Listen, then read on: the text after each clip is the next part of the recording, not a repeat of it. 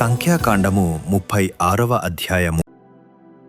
యోసేపు పుత్రుల వంశములలో మాకీరు కుమారుడును మనష్షే మనుమడునైన గిలాదు యొక్క పుత్రుల వంశముల పెద్దలు వచ్చి మోషే ఎదుటను ఇశ్రాయేలీయుల పితరుల కుటుంబముల ప్రధానుల ఎదుటను మాట్లాడి ఇట్లనిరి. ఆ దేశమును వంతు చీట్ల చొప్పున ఇశ్రాయేలీయులకు స్వాస్థ్యముగా ఇయ్యవలెనని యెహోవా మా ఏలినవాని కాజ్ఞాపించెను.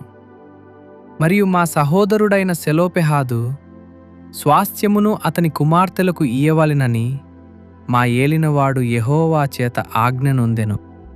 అయితే వారు ఇశ్రాయేలీయులలో వేరు గోత్రముల వారి నెవరినైనను పెండ్లి చేసుకొనిన ఎడల వారి స్వాస్థ్యము మా పితరుల స్వాస్థ్యము నుండి తీయబడి వారు కలిసి కొనిన వారి గోత్ర స్వాస్థ్యముతో కలుపుబడి మాకు వంతు చీట్ల చొప్పున కలిగిన స్వాస్థ్యము నుండి విడిపోవును. కాబట్టి ఇశ్రాయేలీయులకు సునాద సంవత్సరము వచ్చినప్పుడు వారి స్వాస్థ్యము వారు కలిసి కొనిన వారి గోత్ర స్వాస్థ్యముతో కలుపబడును గనుక ఆ వంతున మా పితరుల గోత్ర స్వాస్థ్యము తగ్గిపోవును. అనగా మోషే యెహోవా సెలవిచ్చినట్లు ఇశ్రాయేలీయులకు ఆజ్ఞాపించి ఇట్లనెను. యోసేపు పుత్రుల గోత్రకులు చెప్పినది న్యాయమే.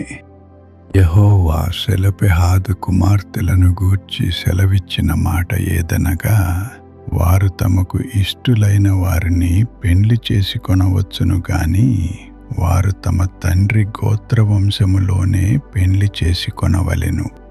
ఇశ్రాయేలీయుల స్వాస్థ్యము ఒక గోత్రములో నుండి వేరొక గోత్రములోనికి పోకూడదు. ఇశ్రాయేలీయులలో ప్రతివాడును తన పితరుల గోత్ర స్వాస్థ్యమును హత్తుకొని ఉండవలెను.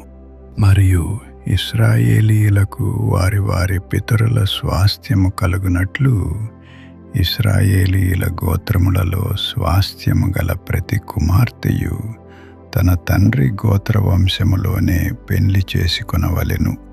స్వాస్థ్యము ఒక గోత్రములో నుండి వేరొక గోత్రమునకు పోకూడదు. ఇశ్రాయేలీయుల గోత్రములు వారి వారి స్వాస్థ్యములో నిలిచి ఉండవలెను. యెహోవా మోషేకు ఆజ్ఞాపించినట్లు సెలోపెహాదు కుమార్తెలు చేసిరి. సెలోపెహాదు కుమార్తెలైన మహ్లా, తిర్సా, హొగ్లా, మిల్కా, నోయా తమ తండ్రి సహోదరుని కుమారులను పెండ్లి చేసుకొనిరి. వారు యోసేపు కుమారులైన మనష్షీయులను పెండ్లి చేసుకొనిరి గనుక వారి స్వాస్థ్యము వారి తండ్రి గోత్రవంశములోనే నిల్చెను. యెరికో యొద్ద యొర్దానుకు సమీపమైన మోయాబు మైదానములలో యెహోవా మోషే చేత ఇశ్రాయేలీయులకు ఆజ్ఞాపించిన విధులును ఆజ్ఞలును ఇవే.